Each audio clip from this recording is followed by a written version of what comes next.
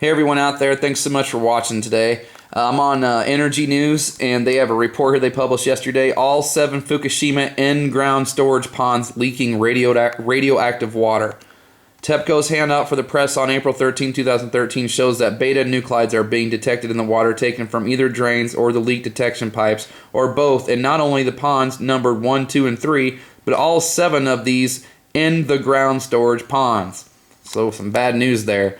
If you go to this other, I'll post this link below. It talks about it too. But if you get right here on this here Fukushima update website, they're reporting the same thing, and they also have the handout, but it's right here for you. It's all in Japanese. Doesn't make any sense to me, but those who know what they're looking at, I'm sure can make all sorts of sense out of it. And they get a little bit more into it in detail about what's going on. So not bad news. But. Like I said, I'm not trying to down anybody, freak anybody out, but this is what's going on, and they're covering this up hardcore. And I just made a video about this stuff and how there was a local freaking San Francisco or San Diego news report that talked all about the effects of Fukushima real quick. I'll just give a little quick snippet for those who haven't seen my last video. Very seriously. Joseph Mangano heads the New York-based research group Radiation and Public Health Project.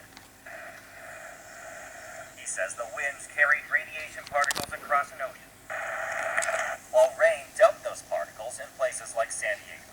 The group obtained 8 air samples conducted by the EPA in the month and a half after the nuclear disaster began. It found that beta radiation levels in San Diego were more than 6 times the normal amount. While those are still low levels, it may have harmed children. The research group looked at those most vulnerable, infants, along with a gland susceptible to radiation, the thyroid. In a study of states in the West Coast and in the Pacific, infants born soon after the nuclear disaster were 28% more likely to develop congenital hypothyroidism, which can lead to stunted growth. In California, that number jumped to 39%. That's a little scary. So it's already here. It's affecting people. And you remember how they said the radiation levels were 6.3 times higher or whatever, whenever it first happened? They're covering this up. They know what's going on. They just have raised the levels that are considered safe now. That's all they're doing. They're just saying, well, yeah, that used to be, a little bit considered too high, but since what just happened, why don't we just go ahead and raise the levels? They don't care. They're not looking out for us. So we're just waiting for whatever event. We're just waiting on some major event, some false flag, and then all of a sudden the whole planet's going to be radiated, and they're going to freak everybody out. Even though it's been that way for the past 2 years, it's getting worse, absolutely. And those are just the effects of of the leaking that's occurred so far. It's oh my goodness, it's just not going to be good. It's just not going to be good.